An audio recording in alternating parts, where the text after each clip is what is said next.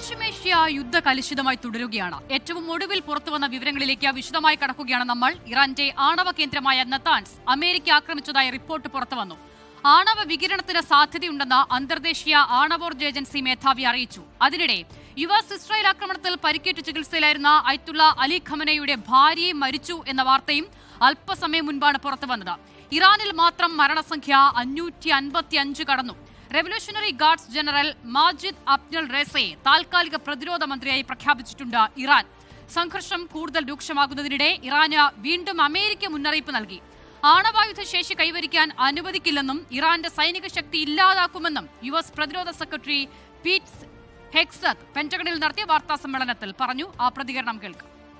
Orders of President Donald J. Trump, the Department of War launched Operation Epic Fury, the most lethal, most complex, and most precise aerial operation in history. For 47 long years, the expansionist and Islamist regime in Tehran has waged a savage, one-sided war against America. They didn't always declare it openly, except for their constant chants of death to America.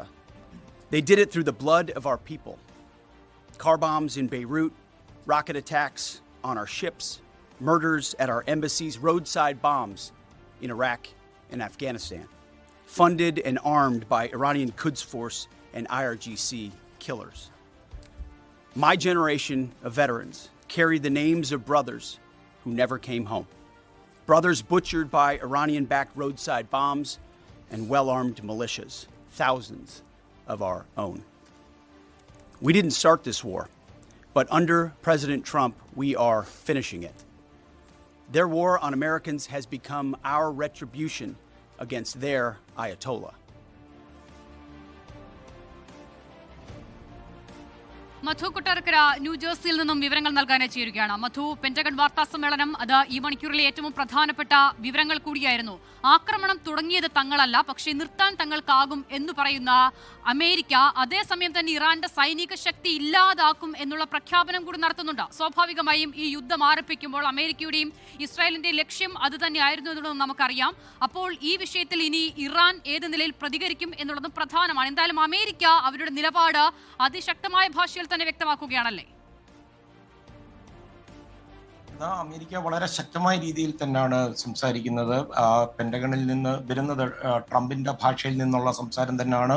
കൂടുതൽ സേനയെ പശ്ചിമേഷ്യയിലേക്ക് അയക്കുന്നു എന്നുള്ള റിപ്പോർട്ടുകളും വരുന്നുണ്ട്. ഒരു വശത്ത് അങ്ങനെ നടക്കുമ്പോൾ ഇപ്പോൾ റോയിട്ടേഴ്സ് പുറത്തുവിട്ടിരിക്കുന്ന വാർത്ത അമേരിക്കൻ രാഷ്ട്രീയ മേഖലയിൽ വലിയ വിവാദമായിരിക്കുകയാണ്. അമേരിക്ക ഇറാൻ സംഘർഷത്തിൽ നിർണായക വെളിപ്പെടുത്തലാണ് ഡൊണാൾഡ് ട്രംപ് ഭരണകൂടത്തിലെ ഉദ്യോഗസ്ഥർ അല്ലെങ്കിൽ പെന്റഗണിലെ ഹൈറപ്സ് നടത്തിയിരിക്കുന്നത്. അമേരിക്കൻ സൈന്യത്തിന് നേരെ ഇറാൻ നേരത്തെ ആക്രമണം നടത്തുവാൻ പദ്ധതി ഇട്ടിരുന്ന യാതൊരു രഹസ്യ വിവരങ്ങളും ലഭ്യമല്ലെന്നാണ് ഇപ്പോൾ ഉദ്യോഗസ്ഥർ ഈ സമ്മതിച്ചിരിക്കുന്നത്. ഞായറാഴ്ച ഈ കോൺഗ്രസ് സ്റ്റാഫംഗങ്ങൾ US കോൺഗ്രസിന്റെ സ്റ്റാഫംഗങ്ങളുമായിട്ട് ഒരു അടച്ചിട്ട മുറിയിൽ നടത്തിയ ബ്രീഫിംഗിലാണ് ഉദ്യോഗസ്ഥർ ഇപ്പോൾ ഇത് വ്യക്തമാക്കിയിരിക്കുന്നത്. ഇറാന്റെ ഭാഗത്തുനിന്ന് പെട്ടെന്നുള്ള പ്രകോപനം ഉണ്ടാകുമെന്ന് മുമ്പ് സൂചനകൾ ഉണ്ടായിരുന്നെങ്കിലും അത് ശരിവെക്കുന്ന തെളിവുകൾ നിലവിലില്ലെന്നാണ് ഇപ്പോൾ പുറത്തുവരുന്ന വിവരം. ചർച്ചയിൽ പങ്കെടുത്ത 2 ഉദ്യോഗസ്ഥരെ വെച്ചിട്ടാണ് റോയിട്ടേഴ്സും അതുപോലെ മറ്റു മാധ്യമങ്ങളും ഇപ്പോൾ ഈ വാർത്ത ബ്രേക്ക് ചെയ്യിപ്പിക്കുന്നത്. സൈനിക നടപടികളുമായിട്ട് ഒക്കെ മുന്നോട്ട് പോകുന്നതിനിടെ ഈ ട്രംപ് ഭരണകൂടം നേരിടാൻ പോകുന്ന വലിയ രാഷ്ട്രീയ ചോദ്യങ്ങൾക്ക് ഈ വഴി തുറക്കുകയാണ്. ഇതുവരെ അറിയാമല്ലോ, ഏതാണ്ട് 1000-ഓളം കേന്ദ്രങ്ങളിലാണ് അമേരിക്കൻ ഇസ്രായേൽ സംയുക്ത സേനകൾ പ്രഹരമേൽപ്പിച്ചിരിക്കുന്നത്. ഇറാന്റെ പടക്കപ്പലുകൾ മുക്കിയതായിട്ട് ഇന്നലെ തന്നെ ട്രംപ് തന്നെ പറയുന്നുണ്ട്. ഈ ഭരണകൂടത്തിന്റെ മുൻ നിലപാട് ട്രംപിന്റെയും ഇറാൻ പശ്ചിമേഷ്യയിലേക്ക് US സേനയ്ക്ക് നേരെ ഒരു ഡിഫെൻസീവ് അറ്റാക്ക് എന്നുള്ള രീതിയിലാണ് നടത്തിയേക്കാം എന്നായിരുന്നു. അതായിരുന്നു യുദ്ധത്തിന് കാരണമായി ഇന്നലെ വരെ ഉദ്യോഗസ്ഥർ മീഡിയയോട് പോലും ബ്രീഫ് ചെയ്തുകൊണ്ടിരുന്നത്. എന്നാൽ ഞായറാഴ്ച ഈ US കോൺഗ്രസുമായിട്ട് നടന്ന ഈ 90 മിനിറ്റ് നീണ്ട വിശദീകരണത്തിൽ US കോൺഗ്രസിന്റെ പല കമ്മിറ്റികളുണ്ട്, സെക്യൂരിറ്റി കമ്മിറ്റികൾ ആണ് ഈ രഹസ്യാന്വേഷണ വിവരങ്ങൾ അല്ലെങ്കിൽ ഇന്റലിജൻസ് ലഭ്യമല്ലെന്ന് ഉദ്യോഗസ്ഥർ സമ്മതിക്കേണ്ടി വന്നത്. ഇറാന്റെ മിസൈൽ ശേഷിയും അവരുടെ മറ്റ് സേനാ വിഭാഗങ്ങളും ഒക്കെ അമേരിക്കയ്ക്ക് ഭീഷണിയാണെന്ന് ട്രംപ് അഡ്മിനിസ്ട്രേഷൻ ആവർത്തിക്കുമ്പോൾ നോക്കുമ്പോൾ നിലവിലെ ആക്രമണം അതൊരു അനാവശ്യമായിരുന്നോ എന്നുള്ളൊരു ചോദ്യമായിരുന്നു US കോൺഗ്രസ് ചോദിച്ചത്. എന്നാൽ ഈ ചോദ്യങ്ങളെയെല്ലാം ദുർബലമാക്കുന്ന രീതിയിലാണ് ഇപ്പോൾ വന്നിരിക്കുന്ന ഈ വെളിപ്പെടുത്തൽ. അസിത, ഇവിടെ ഈ അമേരിക്കൻ സിസ്റ്റത്തെ പറ്റി നമ്മുടെ പ്രേക്ഷകർ കൂടെ ഒന്ന് അറിയാൻ വേണ്ടി പറയുകയാണ്. അമേരിക്ക രണ്ട് രീതിയിലാണ്. ഒന്ന് എക്സിക്യൂട്ടീവ്, അതാണ് ട്രംപ് അഡ്മിനിസ്ട്രേഷൻ. രണ്ട് നിയമനിർമ്മാണ സഭ. ഈ നിയമനിർമ്മാണ സഭയ്ക്കാണ് പരമാധികാരം വാർ ഡിക്ലെയർ ചെയ്യാൻ.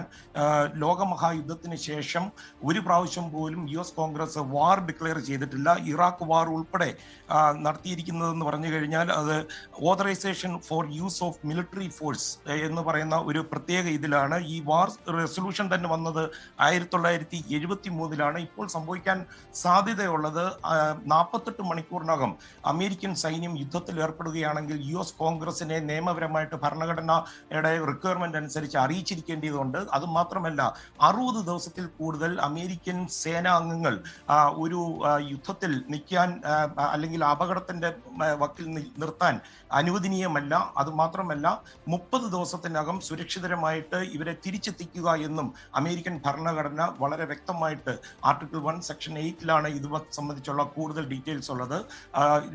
US കോൺഗ്രസ് അനുവാദം കൊടുത്തു കഴിഞ്ഞാൽ, വാർ ഡിക്ലെയർ ചെയ്ത് കഴിഞ്ഞാൽ US പ്രസിഡന്റിന് അത് സർവ്വസൈന്യാധിപനാണ്. US president commander in chief എന്നുള്ള നിലയിൽ അദ്ദേഹത്തിന് ഈ സൈന്യത്തെ ഉപയോഗിക്കാനുള്ള അനുവാദം കൊടുത്തിട്ടുണ്ട്.